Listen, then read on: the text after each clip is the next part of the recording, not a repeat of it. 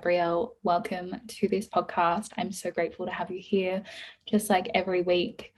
I'm super excited to chat today about what it means to be a starseed, an empath, and a psychic. So this is my most overall question I receive, being a psychic medium, an intuitive, a Palladian, and an empath. So I want to break it down into this simple, easy to understand way and really explain to you my mission being here whilst we're also here today, because there is just so much that I encompass when people start to ask me who I am and what I do. And that's really the crux of starting this YouTube and having the Becoming Intuitive podcast, is really to explain to you what it's like to live this intuitive life and to break down all this stigmatization and help you understand what it really means for you to live in your own intuitive nature, and giving you back your power so you can choose who and what best defines you, so you don't have to live based on someone else's, others' understanding. Because at the end of the day, it can come back to who you are. At the end of the day, I'm a medium and I choose not to do mediumship for the rest of the world. And people may be like, why? That's your gift. You should be helping people. And the truth is, it isn't a gift. It's my natural born birthright. Just like to be a medium is to be yours. Any person who sits with a psychic or a medium or an intuitive, or goes to a starseed reading, or has their records read by an Akashic record reader, are literally being called to step up to that part of their journey. When a sitter and a reader sit together, it is an essence for you to step into your own gifts. You are reaching into that world, right? You're already in that frequency. There isn't that much you have to do more to become the same as the person who is reading you, because that is your natural birthright. And so many people find this so hard to understand, that what I chat about and what I teach isn't something that you just wake up and have. You don't just wake up and be psychic because you were born that way. I went to school and I studied this. Yes, it may have happened because I had an incident, a near-death experience, right? Close enough to near-death for me as I want to get. But it doesn't have to be brought on by a near-death experience. So many people only step into their intuitive nature when they have a near-death experience. But I'm here to teach and share that, one, empaths just read the energy of other people. And then I want to define to you what a psychic is. Someone who is reading someone else's energy, maybe their auric, maybe their physical body, maybe an object they're reading of a person, that is just reading the energy. There is no difference between an empath and a psychic. All right. So if you are here today and you have been defined as an empath, and you feel lost and overwhelmed and unsure of what you're doing, I'm here to redefine that for you. It is time for you to step into your psychic nature and take what may have been given to you as a curse and turn it into your freaking purpose. Make it part of who you are. You don't have to sit there and take it like a suffering. You can allow yourself to take it and to grow it, and so it doesn't hurt you anymore. Because at the end of the day, that is my exact journey. I was called from the age of 17 that I was an empath and I was highly sensitive. And today I'm still the exact same person. I'm just not highly sensitive because I don't have that belief system, because I am not treating myself like I'm an empath and I'm stuck with a problem. The life is not overwhelming, and nor does it have to be. And that is my biggest message, because I'm so saddened by the breakdown that we have created in this intuitive world. Because it is mean and it is toxic and it is hurting people by deeming them to be an empath.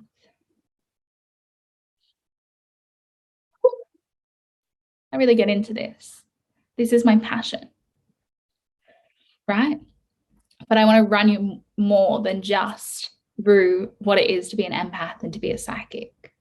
All right. So then the spiritual world kind of breaks you into a light worker. So this is kind of more of an older term, but a light worker is a human who has been through the cogs of the game, has been incarnating here on planet Earth for such a while that they're here to help other humans better themselves in the game and to reach further levels. So many people in the past and even now resonate with the word light worker.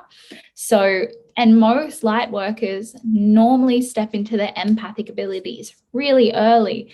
And empathic ability is called clairsentience. It is a psychic sense. It means to feel someone else's emotion in your own chest.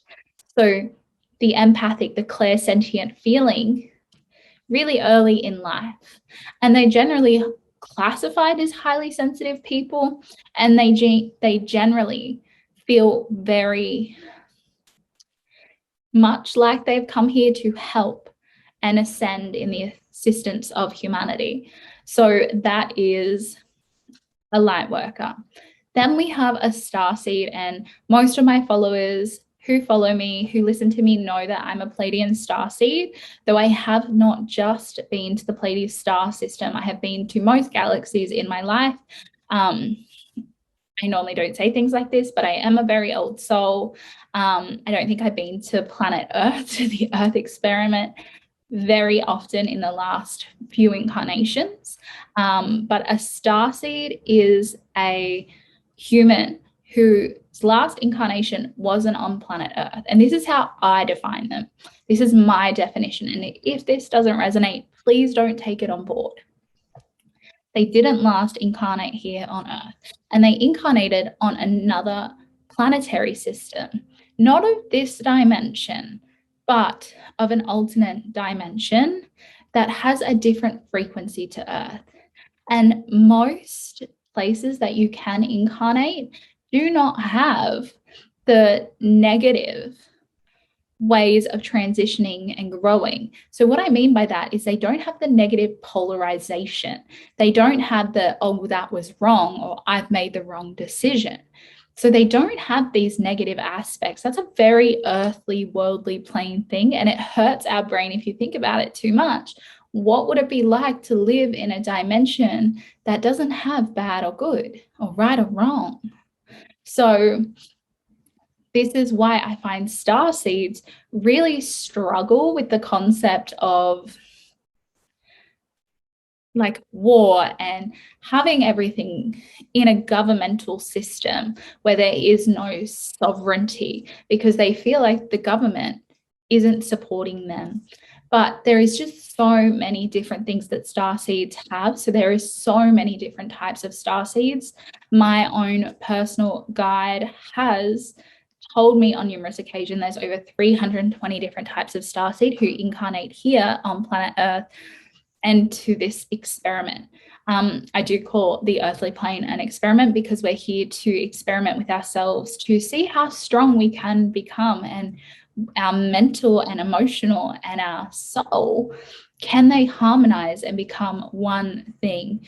And when it does harmonize, and when there isn't that level of chaos, you don't experience the stress no matter what situation you're in. So to me and to my awareness, my human point is to be able to be that really calm, buoyant boat that will stay strongly attached and calm even in the biggest storm. So I really take this spiritual work and this human work, right? And know that it's all integrated, because I'm a human. And yes, I may literally and physically resonate with being a starseed, an empath, a psychic, and a light worker, right? Not so much a light worker, but I'm still human, and I still read about the human brain, and I still do the human things, and I allow myself to experience whatever I deem I need to experience, and I don't take away or discredit, because I'm here for me.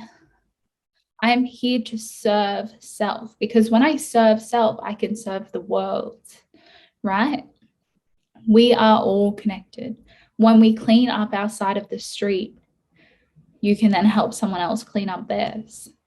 Because I feel that very much spirituality is actually about dissociating from self and caring more about the concepts of humanity instead of coming back to our self-sovereignty.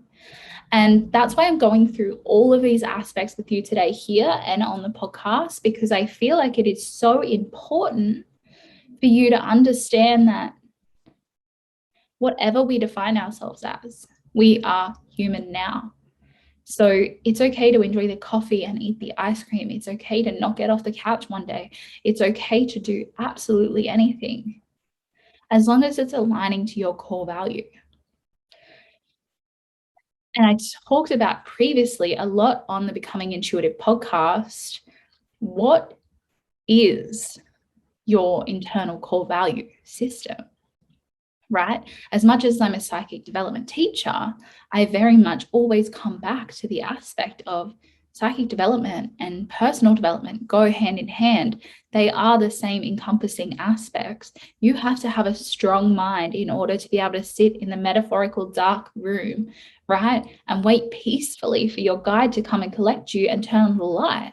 Because at the end of the day, that's what I teach. How can we get ourselves to feel safe and congruent to the fact that we may be waiting half an hour sometimes for our guides to come because we have to raise our energetic vibration to meet them, right? It's not all instantaneous and it's not all perfect just because we're psychic. My biggest question I get constantly is, what is it like to be psychic? And the truth is, it's like meditation a lot of my life. It's like just waiting for someone else to turn on the light switch and tell me the answer.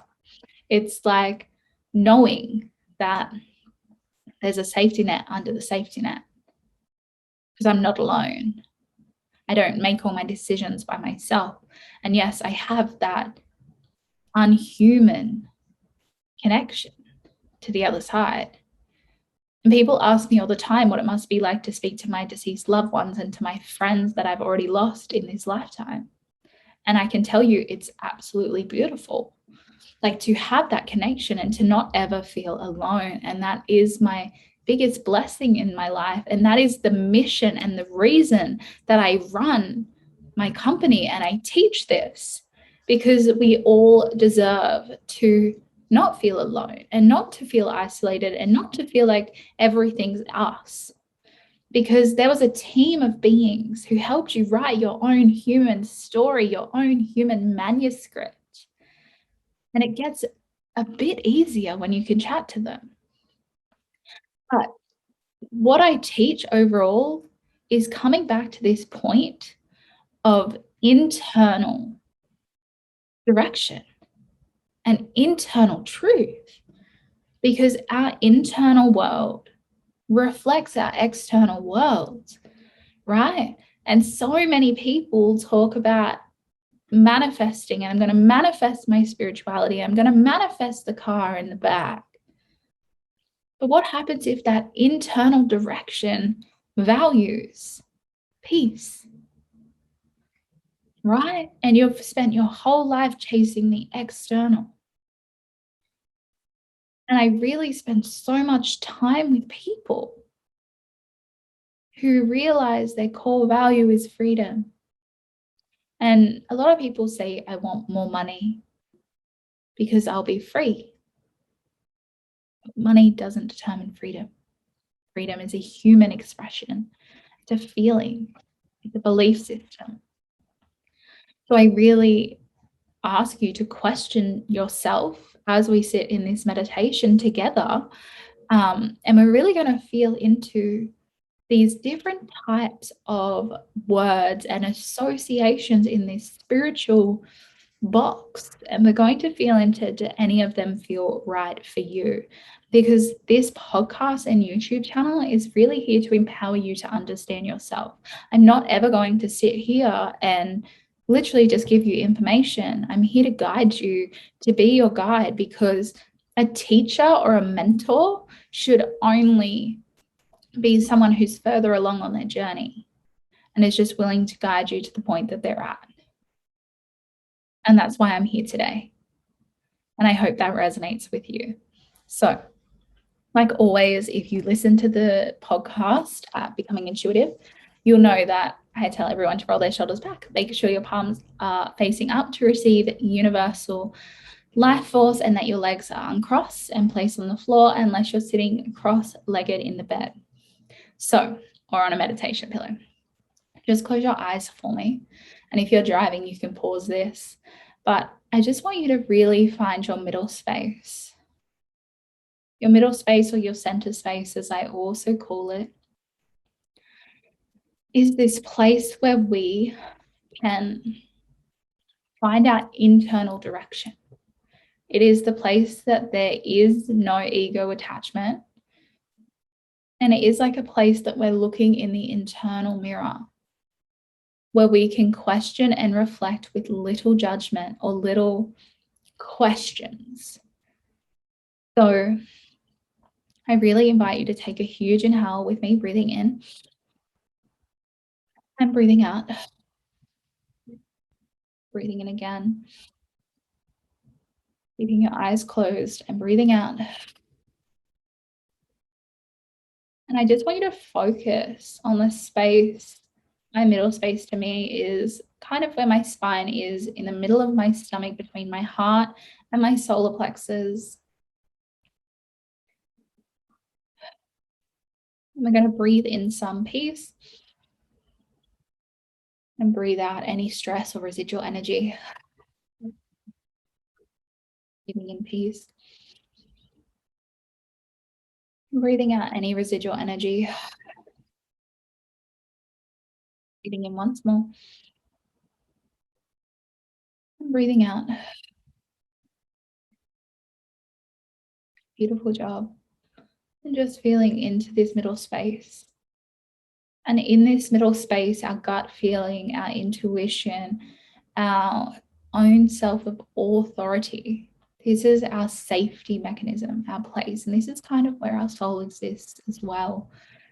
And I just want you to imagine a beautiful, clear channel arriving from the top of the heavens, and it runs down through your crown chakra, through your spine, and down into the earth through the base of your spine.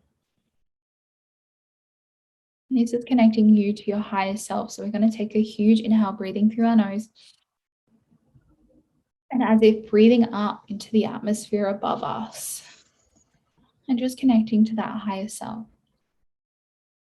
And now, I just want you to wait as I start to speak and see if any of this resonates with you. And if it does, I really invite you to hold on to this and connect to it further and see what comes up and what stories come up, because we already know where we've been on this planet or in other planets. We're all intuitive. If you're listening to this, there is no doubt in my mind that you are not an empath. So you are clearly a psychic, because you're clairsentient, and that you may be a light worker or a starseed.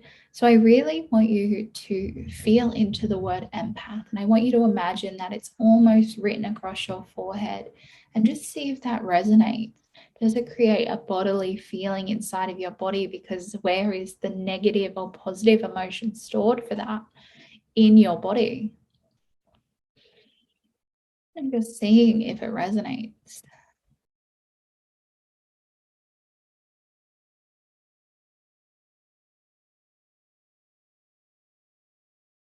And to me, as soon as I feel into the word empath, my sacral and solar plexus go off the chart, because I didn't feel connected or safe or creative when I perceived that I was an empath, because I was so trained and run down and overwhelmed. And that didn't change until I realized that I, in myself, was an empath, which was a psychic.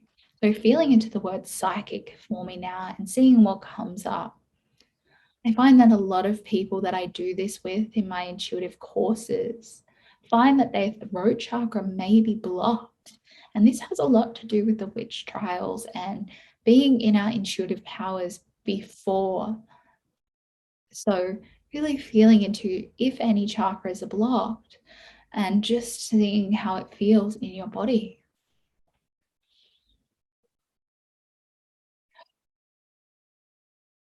Beautiful job, guys.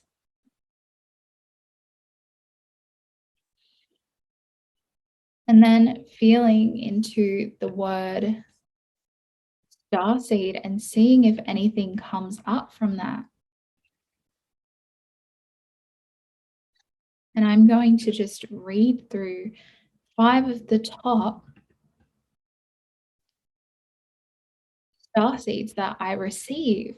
So if you can feel into the term starseeds and you feel like that definitely resonates for you, do you feel like Pleiades resonates with you? Or Mintikins? Or Lyrians? Or Orions? Or Arcturians? Or Sirians?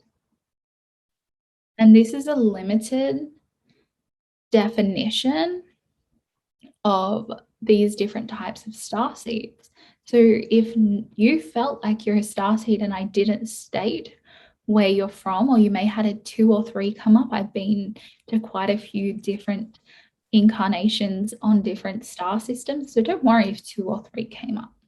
It doesn't matter. You know, you don't have to be defined by one thing.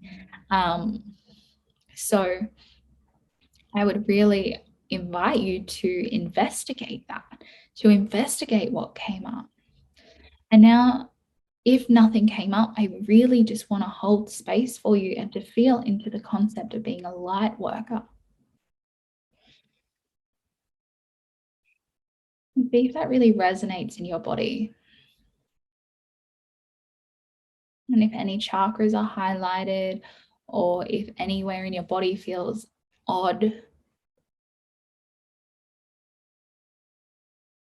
See, when I think about light workers, the only thing that happens is my third eye rings. It feels like there's pressure. And that's what I find happens to a lot of light workers is their third eye really opens quite quickly in this lifetime. So they're completely and utterly connected to that intuitive self so they can help lead people. So whenever you're feeling ready, you're welcome to return to this place, to this room, to this space. And I really hope that this episode really helped to highlight for you the difference between all of these types of beings and what they are doing and creating and what they are making. I'm actually releasing a free ebook on the 25th of October. I nearly said September, but October, which has 5 different types of star seeds and also goes through these different elements of star seeds, light workers, and everything like that, which is completely free, found on my website, which is gabriellebentley.com, for you to have that better understanding of your own intuitive nature and where you've come from and why you're here, because that's what I'm all about teaching. So I hope you enjoyed this episode. I can't wait to see you next week. I'll be releasing an episode every week, both here and on the Becoming Intuitive podcast. So I will chat to you all next week. So stay intuitive, stay magical, and I will see you all soon.